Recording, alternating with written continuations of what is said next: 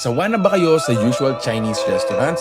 Wait till you see what Taiwanese fine dining looks like.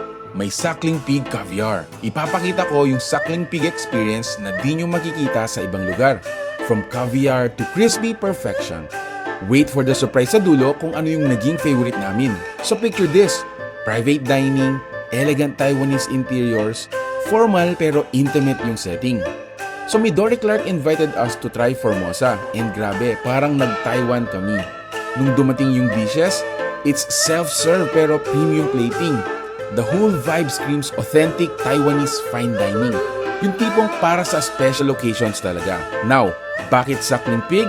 Kasi hindi lang isa, tatlong variations.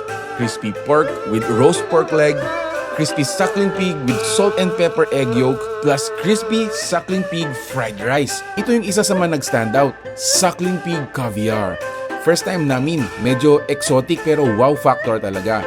Then yung appetizer plate, smoked duck breast, squid, tiger salmon roll, crab meat, and shrimp. Para sa akin, duck breast and squid ang nag-stand out.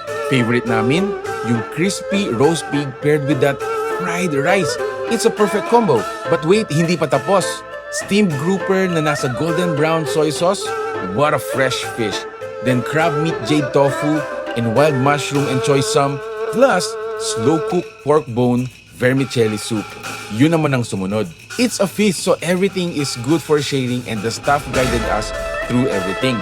Kaya kapag special occasions or gusto nyo ng premium Taiwanese experience, this is it.